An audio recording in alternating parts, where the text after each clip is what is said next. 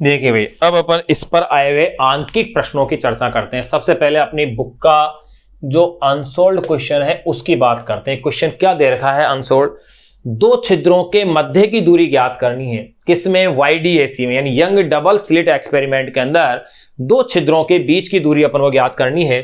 तो देखिए क्वेश्चन को अपन लिख लेते हैं, दो छिद्रों के मध्य की दूरी ज्ञात कीजिए। दो छिद्रों के मध्य की दूरी ज्ञात कीजिए। दो छिद्रों के मध्य की दूरी ज्ञात कीजिए जो 1 मीटर दूरी पर रखे पर्दे पर, जो 1 मीटर दूरी पर रखे पर्दे पर दो छिद्रों के मध्य की दूरी ज्ञात कीजिए। मतलब जो कला संबंध स्रोत है उनकी बात हो रही है, उनके मध्य की दूरी यानी स्मॉल डी ज्ञात कीजिए जो 1 मीटर दूरी पर रखे पर्दे पर 1 मिलीमीटर चौड़ाई की फ्रिंजें बनाते हैं। पर्दे पर 1 मिलीमीटर चौड़ाई की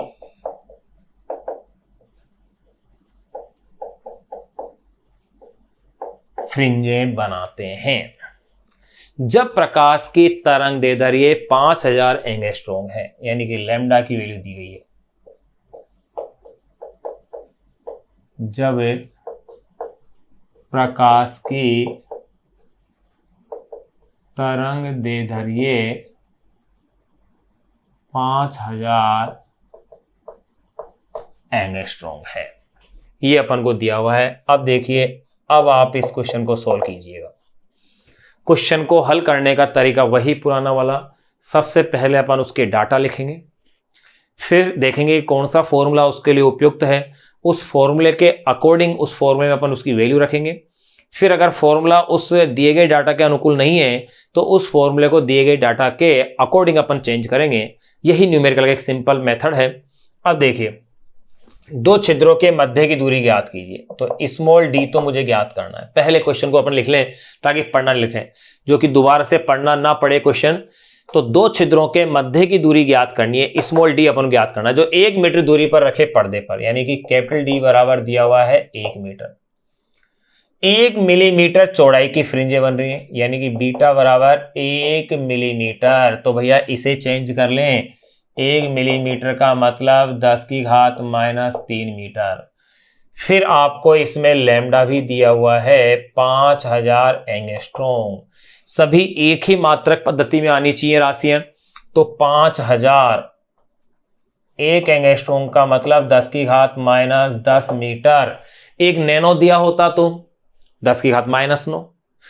एक अगर माइक्रोमीटर दिया होता तो 10 की घात -6। यानी जिस तरह से अपन को ये मात्रक बदलना आना ही चाहिए।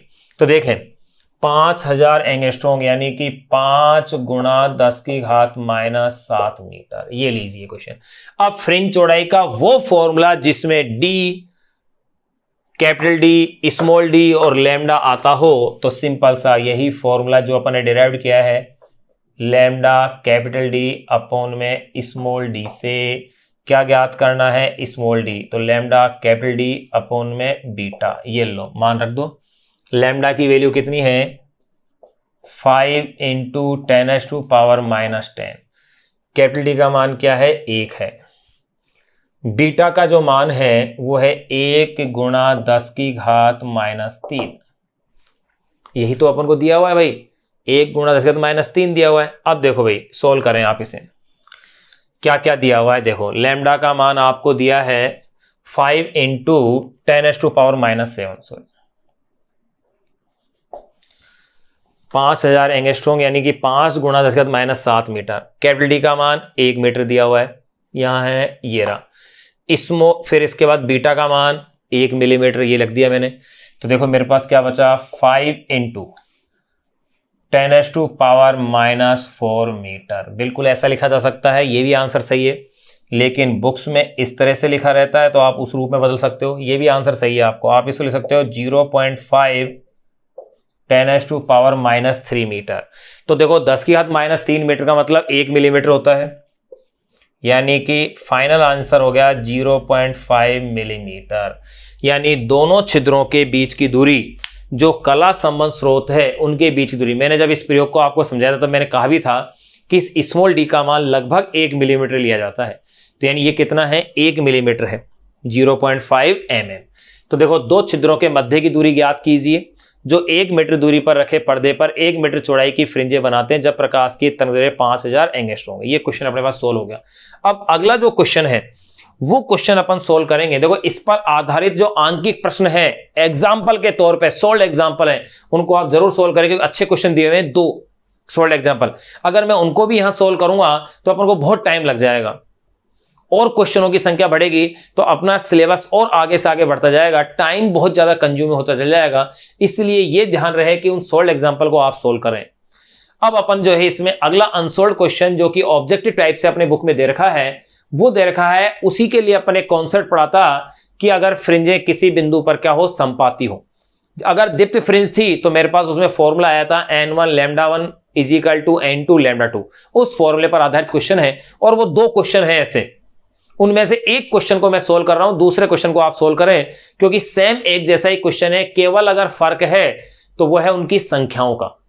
तरीका वही है, क्वेश्चन भी वही है, वही फॉर्मूला लगेगा और उसी तरीके से आंसर आएंगे। केवल अगर उनमें वेरी कर रहा है, चेंज कर रही है कोई चीज, तो वो है केवल उनके आंकिक मान।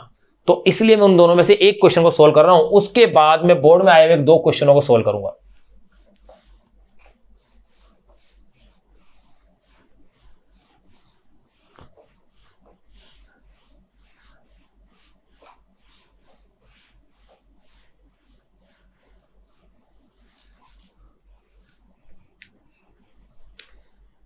देखिए भाई क्वेश्चन क्या है, अगला जो क्वेश्चन है वो क्या कह रहे हैं, व्यतिकरण के किसी प्रयोग में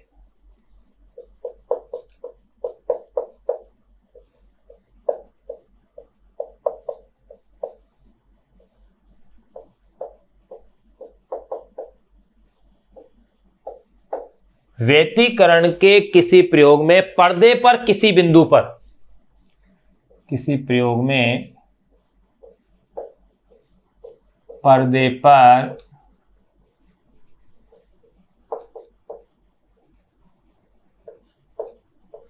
किसी बिंदु पर, व्यतिकरण के किसी प्रयोग में पर्दे पर किसी बिंदु पर 700 नैनोमीटर के प्रकाश को प्रयुक्त करने पर, किसी बिंदु पर 700 नैनोमीटर, अब की बार एंगस्ट्रॉम जगह क्या कहा है, नैनो का है, 700 नैनोमीटर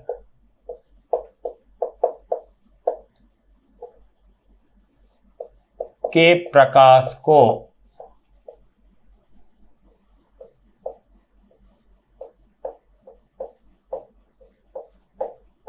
प्रयुक्त करने पर तीसरी चमकीली फ्रिंज प्राप्त होती है। प्रयुक्त करने पर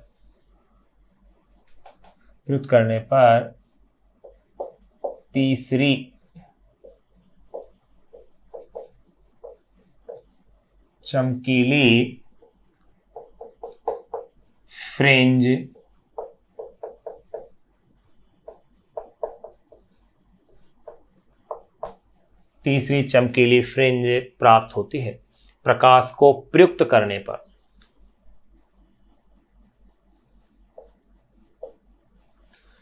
प्रयुक्त करने पर तीसरी चमकीली फ्रिंज प्राप्त होती है। उसी बिंदु पर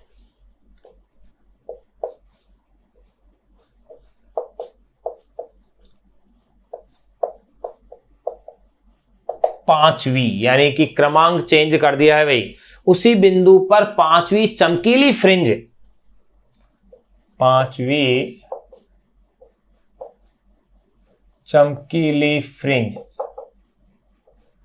उसी बिंदु पर पांचवी चमकीली फ्रिंज प्राप्त करने के लिए आवश्यक प्रकाश की तरंगदैर्घ्य क्या होगी।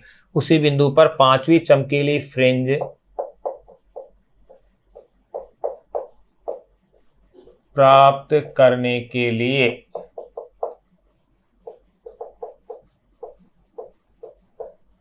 के लिए आवश्यक प्रकाश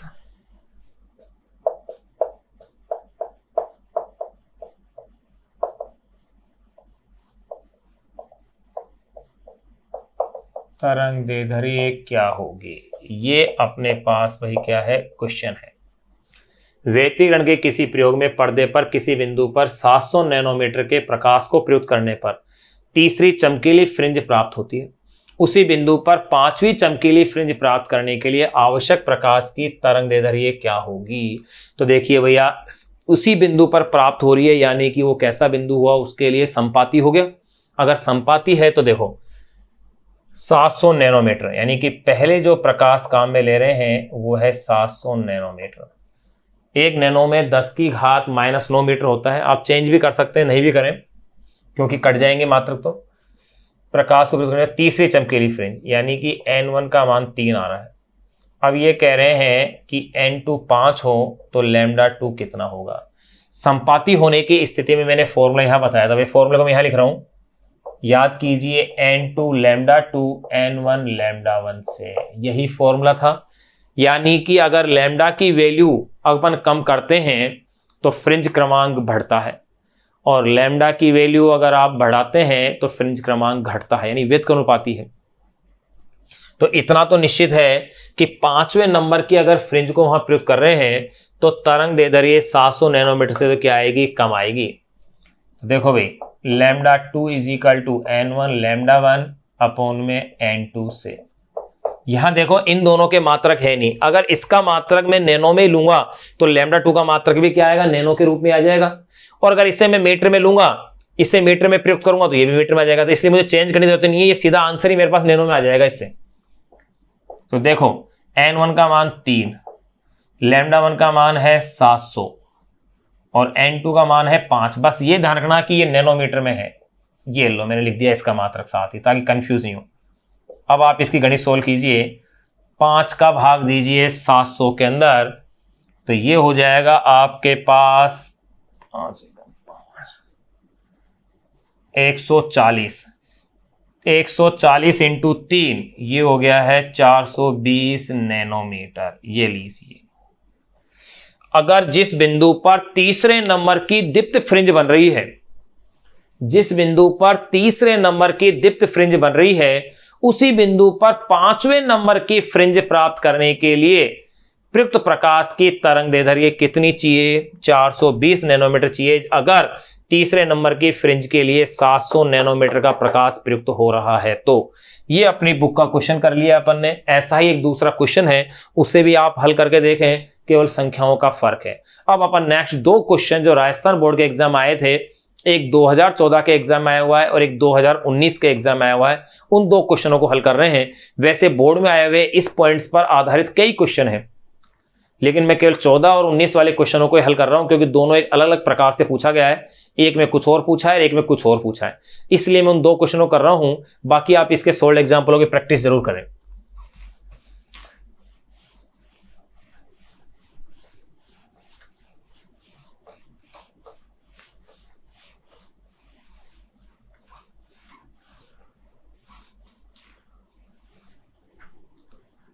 देखिए भाई, नेक्स्ट क्वेश्चन जो है वो क्या है अपने पास, जो राजस्थान बोर्ड 2014 में आया हुआ क्वेश्चन है। वो क्वेश्चन क्या है, इस तरह से कह रहा है कि झिर्रियों के बीच की दूरी 0.28 मिलीमीटर, यानी कि यंग का जो द्विझिर्री प्रयोग है, YDAC जो प्रयोग है, उसमें झिर्रियों के बीच की दूरी अपन को इसने दे रखी है। क्वेश्चन में क्या दे रखी है, देखो अपन लिख देते हैं, यंग के द्विझिर्री प्रयोग में, या YDAC कह दो शॉर्ट में, यंग के द्विझिर्री यानी कि डबल स्लिट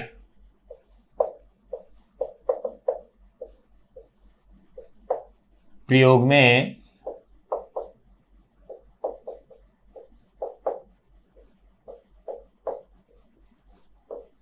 झिर्रियों के बीच की दूरी,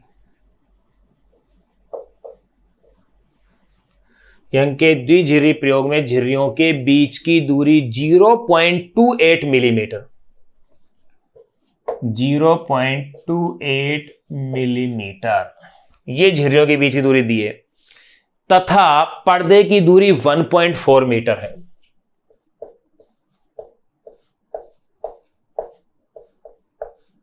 तथा पर्दे की दूरी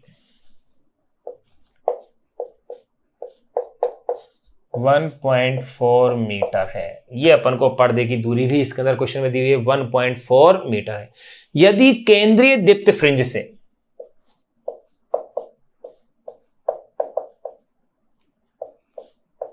यदि केंद्रीय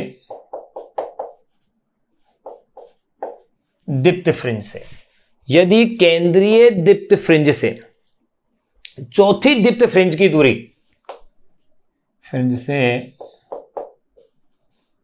चौथी दीप्त फ्रिंज की दूरी यानी x का मान दिया है, चौथी दीप्त फ्रिंज की दूरी 1.2 सेंटीमीटर हो तो दूरी 1.2 सेंटीमीटर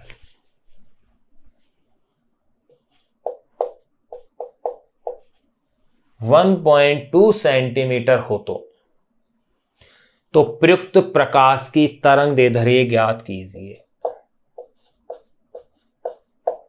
तो प्रयुक्त प्रकाश की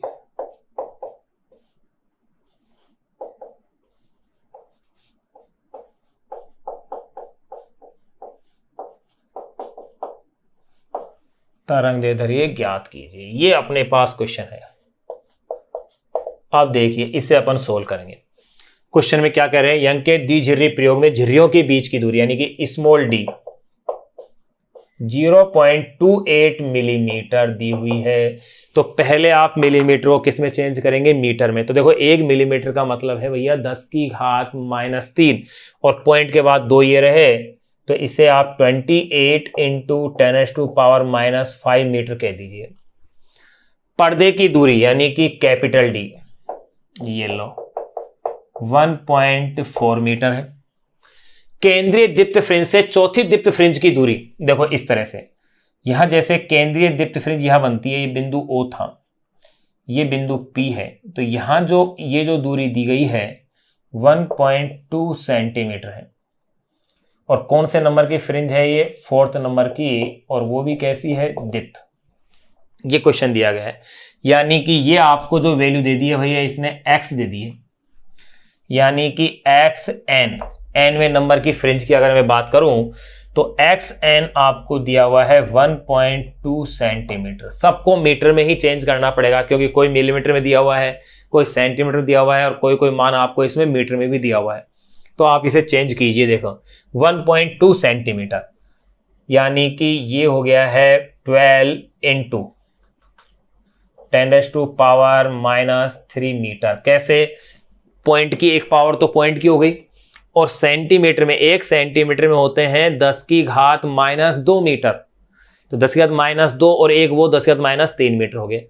पूछ क्या रहे हैं, प्रयुक्त प्रकाश की तरंग दैर्ध्य यानी कि लैम्डा का ये अपन से मान पूछ रहे हैं। ये अपने पास क्वेश्चन है, ये आपको सोल्व करना है। अब देखिए इसे अपन सोल्व करें तो यहां इसने किसका मान दिया हुआ है, x का। तो देखो एनवी दीप्त फ्रिंज के लिए xn = n lambda capital D upon में स्मॉल d। बिल्कुल यही फॉर्मूला था, अपने डेरिवेशन में काम में आया था। फ्रिंज चौड़ाई का मान ज्ञात करने में इसी फॉर्मूले का उपयोग किया था आपने, याद कीजिए। xn यहां पर n लैम्डा का मतलब पथांतर, और दीप्त फ्रिंज होने पर पथांतर क्या था, लैम्डा का पूर्ण गुणज। और यहीं अगर ये अदीप्त होता तो अपन क्या कहते हैं, λ/2 का विषम गुणज कहते थे। अब यानी कि ये जो इक्वेशन हो जाएगी, इससे देखो lambda = xn small d upon में n कैपिटल D आ गया। अब इसमें मान रखो आप, xn का मान कितना है भैया आपके पास, 12 इंटू 10⁻³ इंटू स्मॉल d का मान 28 इंटू 10⁻⁻5, फिर अपॉन में n का मान 4th, चौथे नंबर की फ्रिंज है भैया, क्वेश्चन में साफ का है 4th नंबर की फ्रिंज है। कैपिटल D का मान 1.4 ये लो। अब आपको इसकी केवल गणित सोल्व करनी है, कुछ नहीं करना। तो देखिए कैसे सोल्व करेंगे। ये 1.4 से 28 को कैंसिल कीजिए, ये हो गया है 20 आ गया, क्योंकि 1.4 है भैया, 20 है तो 4 से फिर ये कट जाएगा। ये कितनी बार 5, 12 इंटू 5 यानी कि 60, 60 इंटू माइनस के 3 तो ये रहे और 5 ये रहे, 10⁻⁻8 यानी 6 इंटू 10⁻⁻7 मीटर, या इसे आप कह सकते हैं 600 नैनोमीटर, या इसे आप कह सकते हैं 6000 एंगस्ट्रॉम। तीनों ही आंसर सही है। अगर मैं lambda is equal to 6 into 10⁻⁻7 metre लिखूंगा तो भी आंसर सही है, और अगर मैं इसे 600 नैनोमीटर लिखता हूं तो भी आंसर सही है, और 6000 एंगस्ट्रॉम लिखता हूं तो भी आंसर सही है। ये क्वेश्चन अपने आया था राजस्थान बोर्ड एग्जाम 2014 के एग्जाम के पेपर में। 2014 के एग्जाम में न्यूमेरिकल आया था 2 नंबर का, जो अपन ने सोल्व कर लिया। अगला जो क्वेश्चन अपन सोल्व करेंगे वो आया था 2019 के एग्जाम में। अब उस क्वेश्चन को सोल्व करके फिर अपन विवर्तन पढ़ेंगे इसमें। ये क्वेश्चन 2014 का क्वेश्चन था, बोर्ड में आया हुआ, जो अपन ने अभी सोल्व किया है।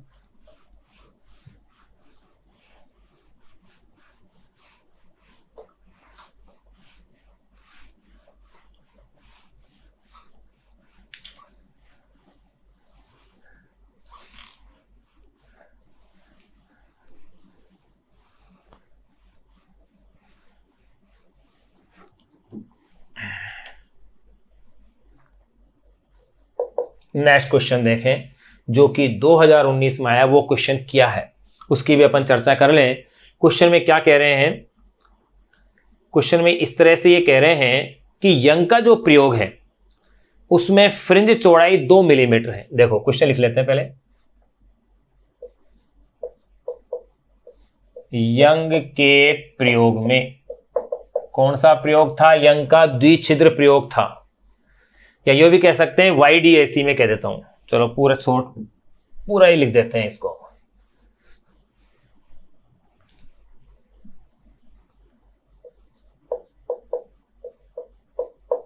यंग के द्विछिद्र प्रयोग में, या द्विस्लिट कह दो। यंग के द्विछिद्र प्रयोग में, यंग के द्विछिद्र प्रयोग में फ्रिंज चौड़ाई 2 मिलीमीटर है। के प्रयोग में फ्रिंज चौड़ाई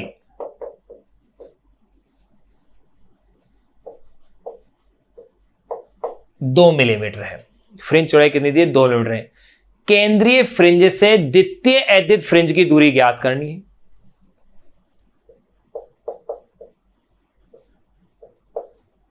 केंद्रीय फ्रिंज से, केंद्रीय फ्रिंज से द्वितीय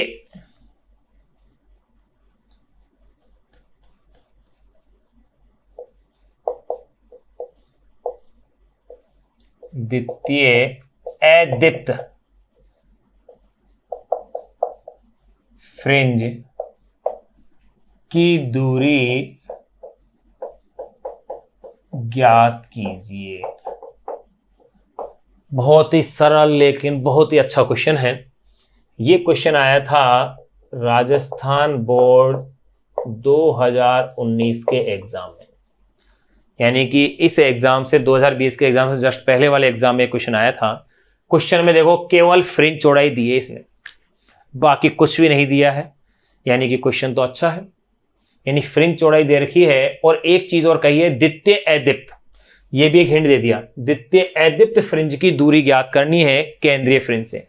पिछले जो क्वेश्चन था बोर्ड में आया था 2014 वाला, उसमें अपन ने क्या देखा, केंद्रीय फ्रिंज से जो चौथे नंबर की दीप्त फ्रिंज थी उसकी दूरी दे रखी थी, यानी कि दीप्त फ्रिंज थी और चौथे नंबर की फ्रिंज के लिए दूरी दे रखी थी। लेकिन इसके अंदर ऐसा नहीं है, इसमें उल्टा पूछा है, इसमें दूरी को पूछा है और फ्रिंज चौड़ाई को दे रखा है। तो देखें जो क्वेश्चन में मान दिए हुए पहले अपन उनको लिख लें। यंग के प्रयोग में फ्रिंज चौड़ाई 2 मिलीमीटर, ये लो भाई 2 मिलीमीटर। और आप जानते हो चाहे दीप्त हो या अदीप्त हो, दोनों ही फ्रिंजों के लिए फ्रिंज चौड़ाई एक समान होती है। 2 गुणा 10 की घात -3 मीटर, ये हो गए केंद्रीय फ्रिंज से द्वितीय अदीप्त फ्रिंज की, यानी कि n = 2 दिया हुआ है और फ्रिंज भी अदीप्त है और दूरी निकालनी है, ये लो xn निकालना है। अब देखो भैया xn का फॉर्मूला क्या था आपके पास, याद करो xn = delta capital D upon में small d, xn = delta capital D upon में स्मॉल d था, और डेल्टा जो पथांतर था, अगर दीप्त फ्रिंज होती तो अपन इसे n लैम्डा लेते, लेकिन अपन को कैसी दिया है, इसने अदीप्त फ्रिंज कहा है, और अदीप्त फ्रिंज का मतलब λ/2 का विषम गुणज, यानी कि 2n - 1 इंटू λ/2, अर्थात अपन इसे xn का अब जो अपन फॉर्मूला लिखेंगे वो ये बन जाएगा λ/2 का विषम गुणज, इस प्रकार ये λ/2 विषम गुणज के लिए 2n - 1, फिर इसके बाद कैपिटल D अपॉन में स्मॉल d, बिल्कुल यही था कि नहीं था, देख लो आप, जब अपन ने फ्रिंज चौड़ाई का डेरिवेशन किया है अदीप्त फ्रिंज के लिए, उसके अंदर अपने पास ये इस तरह से एक फॉर्मूला आया था। अगर इस तरह से आपके पास फॉर्मूला आया तो xn = lambda 2n - 1 capital D upon में स्मॉल d, यहां इसी फॉर्मूले को आगे फिर मॉडिफाइड कीजिए, lambda capital D small d का मान दिया हुआ नहीं है अपन को क्वेश्चन में, मैंने क्या कहा, lambda capital D small d का मान इस क्वेश्चन में अपन को दिया हुआ नहीं है, लेकिन एक हिंट दे दिया, फ्रिंज चौड़ाई दे दी, तो वो अपन को पता होना चाहिए कि लैम्डा कैपिटल D अपॉन में स्मॉल d क्या है, बीटा है। तो ये फॉर्मूला बन गया है 2n - 1 ये अपॉन में 2, और ये जो लैम्डा कैपिटल D अपॉन में स्मॉल d है ये क्या बन गया है, बीटा। तो देखो यहां लिख देते हैं, चूंकि lambda capital D small d = क्या है, बीटा है, ये लो। तो ये अपने पास फॉर्मूला बन गया है। अब इस फॉर्मूले में आप मान रखिए 2 की वैल्यू 2 है, कितना इजी क्वेश्चन हो गया ना। n की वैल्यू क्या दी हुई है आपको, 2 दी हुई है, -1, फिर बीटा की वैल्यू 2 × 10⁻³ है, अपॉन में 2 है। मैथमेटिक्स सोल्व करनी है अपन को, इसमें क्या करना है, तो देखो भैया 2 को 2 से गुणा किया 4, 4 में से 1 गए 3, 2 से ये 2 कैंसिल हो गया, 3 × 10⁻³ मीटर, यानी कि 3 मिलीमीटर ये दूरी होगी। ये अपने पास क्वेश्चन सोल्व हो गया, राजस्थान बोर्ड 2019 में आया हुआ क्वेश्चन, सिंपल क्वेश्चन था लेकिन अच्छा क्वेश्चन था। अब अपन बातें करेंगे प्रकाश के विवर्तन की, कि प्रकाश का विवर्तन होता क्या है, कितने इसके प्रकार होते हैं, क्या क्या है, ध्वनि के विवर्तन से इसका क्या संबंध है, फ्रेनल और फ्राउनहोफर विवर्तन क्या है, उनके बारे में अब अपन इसमें बातें करेंगे। देखो अपन ने चैप्टर के अंदर प्रकाश के व्यतिकरण की घटना अपन ने कंप्लीट कर ली थी, उसमें फ्रिंज चौड़ाई अपन ने ज्ञात कर ली, उस पर आधारित आंकिक प्रश्न अपन ने हल कर लिए, जो बोर्ड में आए हुए थे वो भी देख लिए थे। अब अपन प्रकाश की अगली जो घटना है उसकी अपन चर्चाएं करेंगे।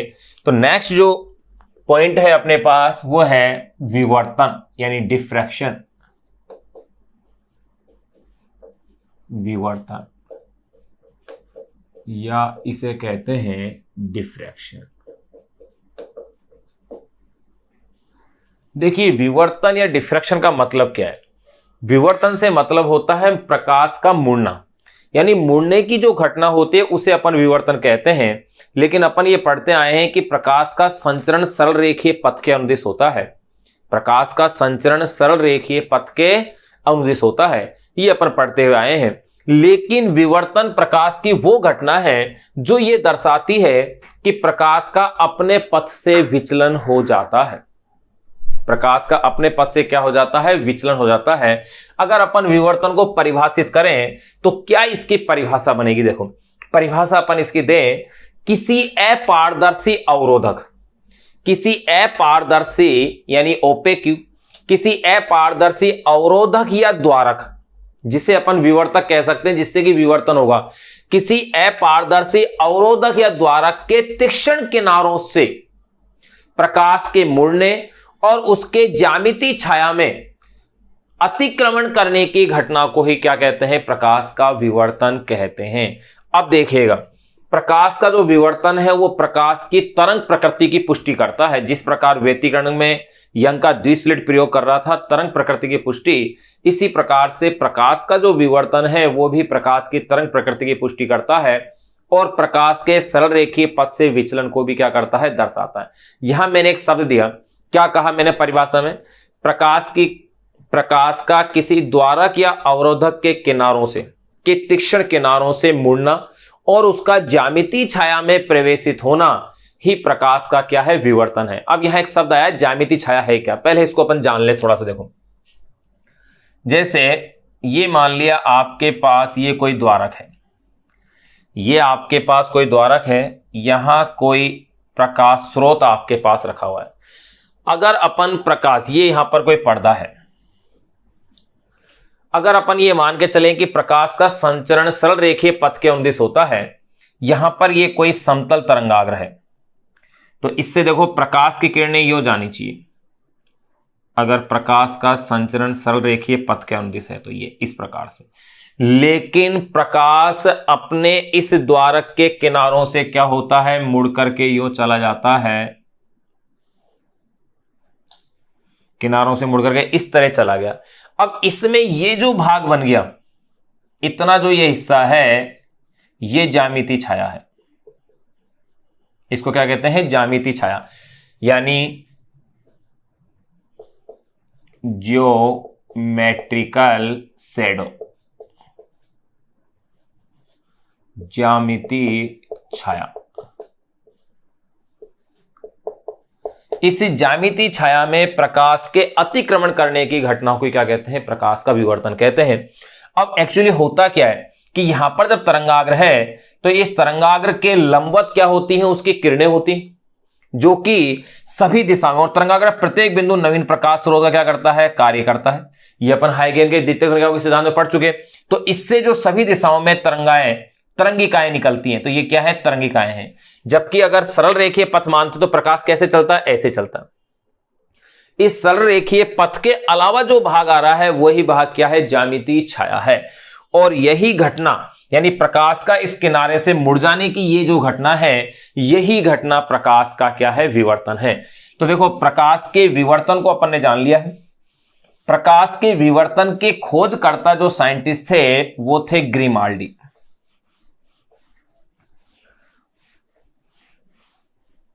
प्रकाश के विवर्तन के खोजकर्ता थे वो थे ग्रिमाल्डी, और इसकी सैद्धांतिक व्याख्या सबसे पहले जिस साइंटिस्ट ने की वो थी फ्रेनल, जिनके नाम पर प्रकाश के विवर्तन का प्रकार भी है, फ्रेनल विवर्तन। तो देखें सबसे पहले अपन इसका इंट्रोडक्शन लिख लें कि इसके खोजकर्ता कौन है।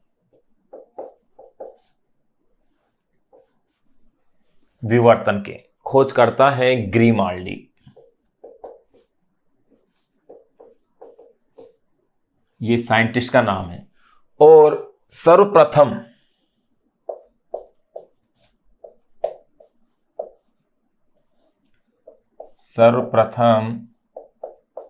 सैद्धांतिक व्याख्या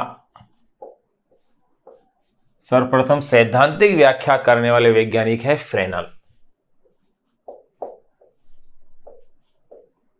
इन्होंने सबसे पहले इसकी क्या करी, सैद्धांतिक व्याख्या करी। अब अपन इसकी परिभाषा को लिख लेते हैं कि परिभाषा होगी क्या। देखो द्वारक या अवरोधक के किनारों से प्रकाश मिलता है, यानी द्वारक या अवरोधक ही इसके लिए विवर्तक का कार्य करते हैं, यानी कि वो जिसके द्वारा विवर्तन होता है उसे अपन क्या कहते हैं, विवर्तक कहते हैं। तो द्वारक या अवरोधक क्या है, विवर्तक है। तो मैं इसकी परिभाषा के रूप में कैसे लिखता हूं, किसी अपारदर्शी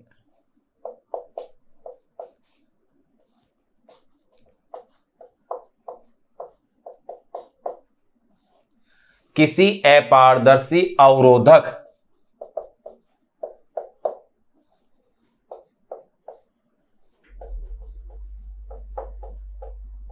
या द्वारक, किसी अपारदर्शी अवरोधक या द्वारक, जिन्हें अपन क्या कहेंगे, विवर्तक कहेंगे। यानी जिसके द्वारा विवर्तन होता है वो क्या कहलाते हैं, विवर्तक। किसी अपारदर्शी अवरोधक या द्वारक के तीक्ष्ण किनारों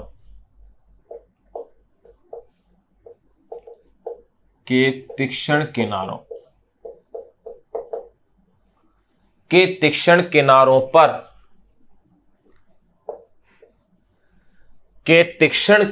पर प्रकाश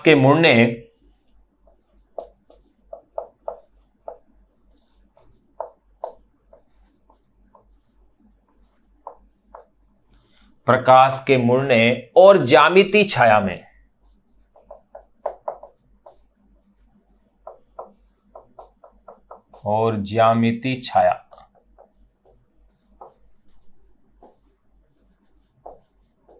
ज्योमेट्रिकल शैडो में प्रकाश तरंगों के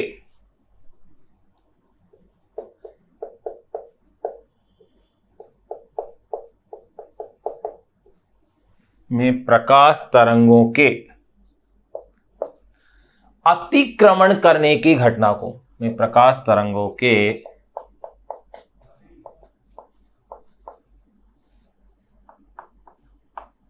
अतिक्रमण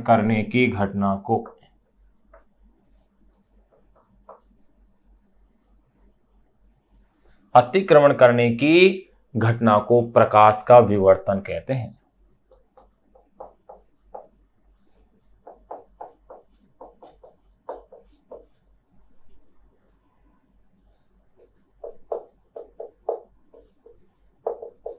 ये लिए कि घटना को प्रकाश के अतिक्रमण करने की घटना को प्रकाश का विवर्तन कहते हैं।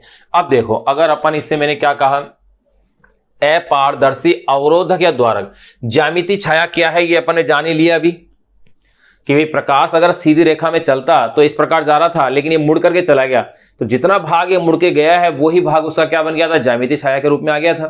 तो अब देखो, अब अपन इसको देखें द्वारक या अवरोधक से किस प्रकार विवर्तन होता है। ये कोई आपके पास प्रकाश स्रोत है, यहां इसके मार्ग में कोई अपारदर्शी आपने ये कोई अवरोधक रख दिया है, यहां ये कोई पर्दा है जिस पर कि विवर्तन प्रतिरूप को अपन देखेंगे। अब देखो भैया, अब यहां से प्रकाश को यो जाना है,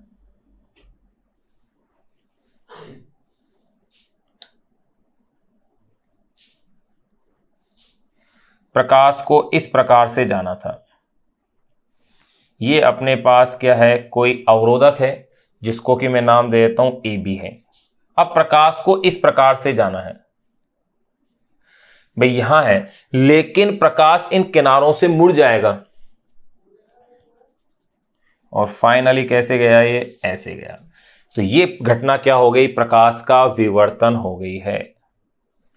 ये घटना ही प्रकाश का क्या है, विवर्तक। ये क्या है, अवरोधक है, इसको अपन क्या कहेंगे, अवरोधक, ऑब्स्टेकल।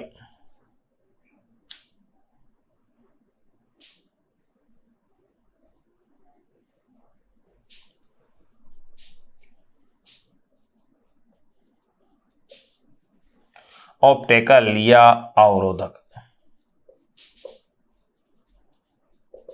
और अगर अपन द्वारक लेखें अपन इसमें, तो देखो इस तरह से,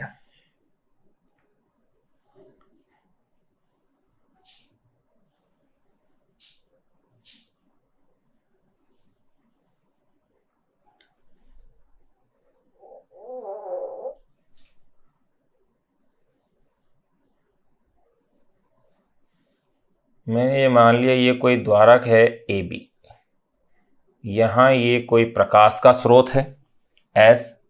अब देखो यहां ये अपने पास कोई एक पर्दा है। अब इसमें अपन क्या देखते हैं कि प्रकाश ऐसे जाना चाहिए था,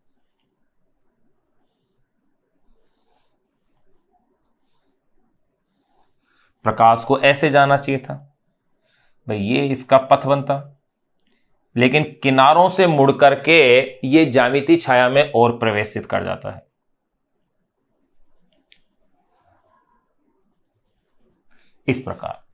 इस प्रकार ये प्रकाश क्या होता है, मूव कर जाता है। यही घटना क्या है, प्रकाश का विवर्तन है। ये यहां पर क्या ले लिया मैंने, एपर्चर यानी कि उसका द्वारक।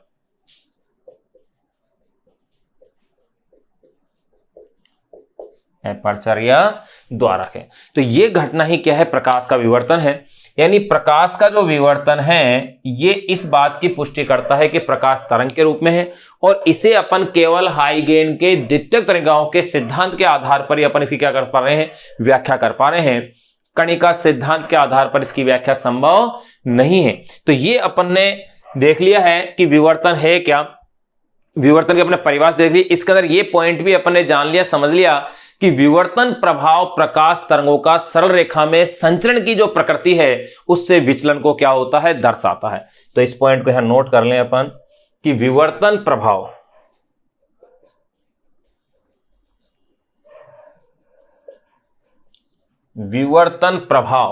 प्रकाश तरंगों का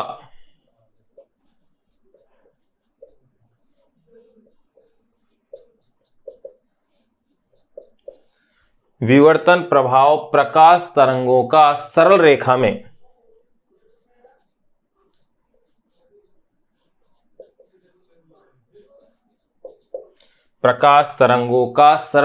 में संचरण की प्रकृति, विवर्तन प्रभाव प्रकाश तरंगों का सरल रेखा में विवर्तन प्रभाव प्रकाश तरंगों का सरल रेखा में संचरण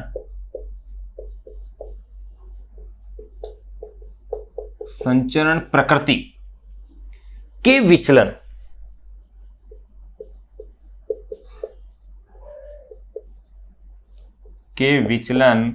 को दर्शाता है।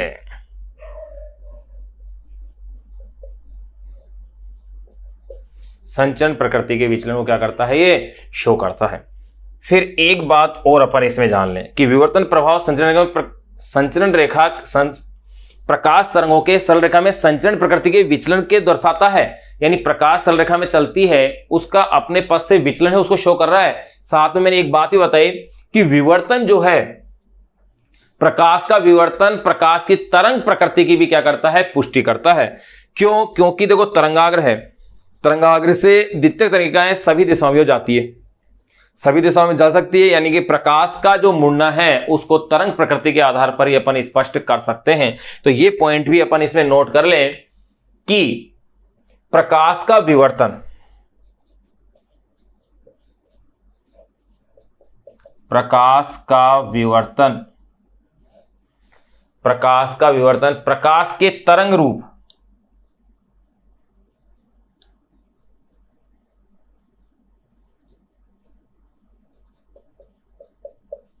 प्रकाश का विवर्तन प्रकाश के तरंग रूप की पुष्टि करता है। प्रकाश का विवर्तन प्रकाश के तरंग रूप की पुष्टि करता है। इस विवर्तन को देखो, खोजकर्ता कौन थे, ग्रिमाल्डी। सर्वप्रथम सैद्धांतिक व्याख्या किसने की थी, फेरेनल ने। परिभाषा आपने लिख ली, किसी अपारदर्शी अवरोधक या द्वारक के तीक्ष्ण किनारों पर प्रकाश के मुड़ने और ज्यामितीय छाया में प्रकाश तरंगों के अतिक्रमण करने की घटना को प्रकाश का विवर्तन कहते हैं। फिर अपन ने किसी अवरोधक से विवर्तन देखा तो प्रकाश को जाना यूं था, लेकिन ये इस प्रकार से मुड़ गया।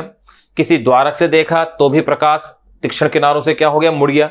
यही घटना क्या थी, प्रकाश का विवर्तन थी। विवर्तन प्रभाव प्रकाश तरंगों का सरल रेखा में संचरण प्रकृति के विचलन को दर्शाता है। प्रकाश का विवर्तन प्रकाश के तरंग रूप की भी क्या करता है, पुष्टि करता है। अब अपन बात करेंगे प्रकाश के विवर्तन हेतु आवश्यक शर्त क्या है।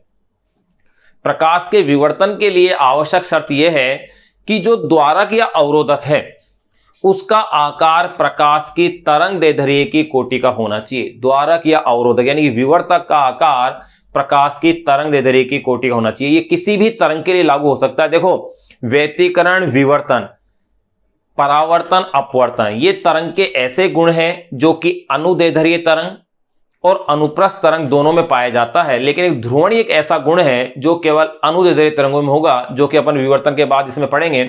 तो अपन बातें कर रहे थे कि प्रकाश के विवर्तन के लिए क्या किसी भी तरंग के विवर्तन के लिए यह आवश्यक है कि विवर्तक का आकार तरंग की तरंग दैर्ध्य के कोटि का हो, अन्यथा विवर्तन नहीं होगा। अब देखिए इसका एग्जाम्पल अपन देखें। अगर द्वारक या अवरोधक का आकार यानी विवर्तक का आकार तरंग दैर्ध्य के कोटि का है, उसके आसपास का है, तो ऐसी स्थिति में उससे जो तरंगाग्र उत्सर्जित होंगे, निकलेंगे, अगर उस द्वारक पर कोई समतल तरंगाग्र आया है, लेकिन अब उससे जो तरंगाग्र जाएंगे वो कैसे जाएंगे, गोलीय रूप में जाएंगे। और गोलीय तरंगाग्र का फैलाव क्या होता है, ज्यादा होता है, यानी कि प्रकाश मुड़ गया आसानी से। गोलीय तरंगाग्र का फैलाव क्या होता है, ज्यादा होता है। लेकिन इसके विपरीत अगर द्वारक का आकार बहुत बड़ा है प्रकाश की तरंगदैर्घ्य की तुलना में, तो जैसे समतल तरंगाग्र उस पर आया तो उससे निकलने वाला प्रकाश, जो उससे निकलने वाला जो तरंगाग्र होगा वो भी कैसा होगा, समतल, जो कि एक सीमित दायरे के अंदर ही होता है। इसी कारण से जो द्वारक या अवरोधक है उसका आकार तरंगदैर्घ्य कोटि का होना आवश्यक है। आपने कई बार देखा होगा, साइड के रूम में अगर टेलीविजन सेट चल रहा है, साइड के रूम में अगर कोई टेलीविजन सेट चल रहा है, तो उस टेलीविजन सेट में जो भी प्रोग्राम है उसकी आवाज आपको सुनाई दे जाती है, लेकिन उसके चित्र आपको दिखाई नहीं देते हैं। इसका मतलब कि दैनिक जीवन में अगर अपन देखें तो ध्वनि का विवर्तन तो आसानी से प्रक्षित हो जाता है, परंतु प्रकाश तरंगों का नहीं होता है। ऐसा क्यों? ऐसा इसलिए क्योंकि प्रकाश की जो तरंगदैर्घ्य है वो 10⁻⁷ मीटर की कोटि की होती है, जबकि ध्वनि की तरंगदैर्घ्य लगभग 1 मीटर की कोटि की होती है, और इतनी साइज का द्वारक या अवरोधक आसानी से उपलब्ध हो जाता है। इसी कारण से दैनिक जीवन में प्रकाश तरंगों का विवर्तन मुश्किल से प्रक्षित होता है, जबकि ध्वनि तरंगों का विवर्तन आसानी से प्रक्षित हो जाता है। तो अब अपन बातें करेंगे प्रकाश के विवर्तन की शर्तें, वो कौन कौन सी हैं।